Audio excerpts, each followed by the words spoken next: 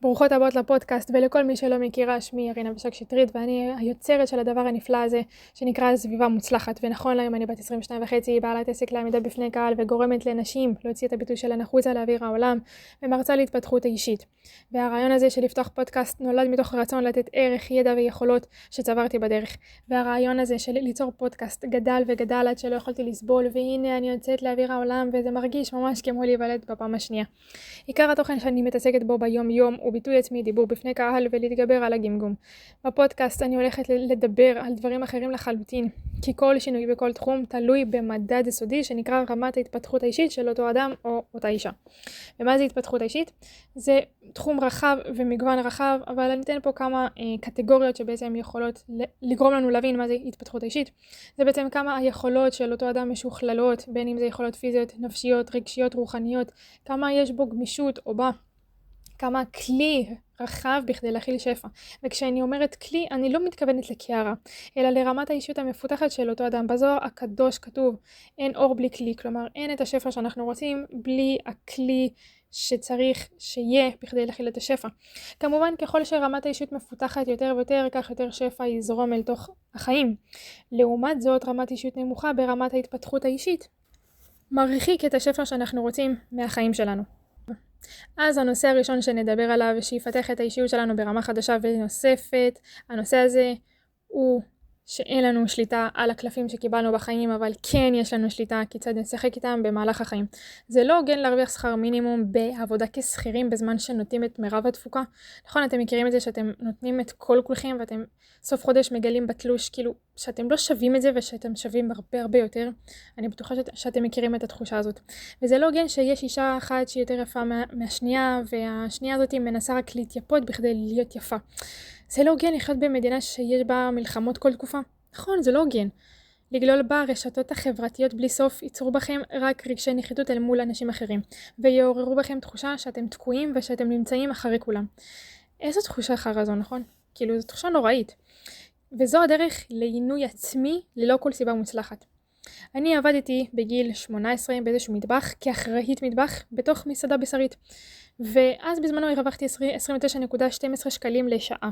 אחרי תקופה של כמה חודשים טובים שבאמת אני מוכיחה שאני טובה ושאני ראויה ליותר בשכר, אז הבוס של אותו מקום העלה לי ב-80 אגורות. ואז הרווחתי 30 שקלים. והרגשתי שאני באמת עובדת כמו חמורה ושאני מרוויחה שכר שהוא לא משקף את מי שאני באמת. ושם הבנתי שלהיות שכירה זה לא בשבילי, כאילו. מתוך המקום הזה של אני יודע שאני שווה הרבה יותר, ואף אחד, ולא נולד הבן אדם או האישה שיגידו לי כמה אני שווה. ונכון, זה לא היה בשליטה שלי לקבל את ה-30 שקלים, אבל הדבר היחידי שהיה בשליטה שלי, זה או שלומר שזה לא מקובל עליי ואני רוצה יותר, או שלקום וללכת, אבל תנחשו מה? בחרתי להישאר. למה לכל הרוחות? אין לי מושג, אבל בחרתי לעשות את מה שהרוב היו עושים, להתקרבן ולומר, איזה בוס קמצן, זה לא טוב. כאילו, נשארתי בתוך האזור הזה של להתקרבן, זה כאילו אזור שהוא מסריח. כמו שבזמני מלחמה, אז יש נטייה לאכול הרבה אוכל שהוא אוכל מנחם. מכירים את זה שאתם פותחים כזה מקרר, ואז אתם רואים איזשהו שוקולד שאתם כבר אחרי תקופה שאתם שומרים על התזונה שלכם, אבל בגלל שמלחמה אז כאילו, יאללה, מוותרים לעצמכם.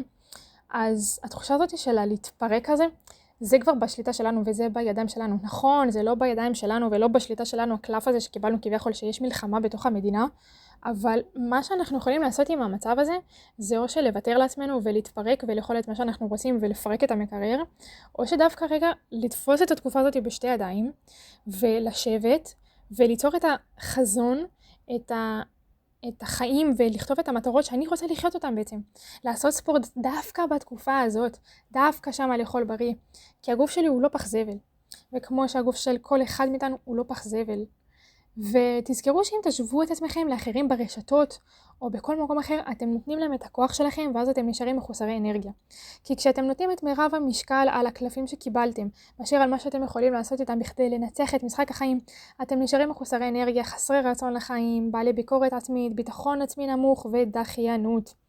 אז תראו מה קיים בתוך דווח או סקלת החיים שלכם, כי הניצחון במשחק החיים אינו קשור בכלל לסוג הקלפים שקיבלתם.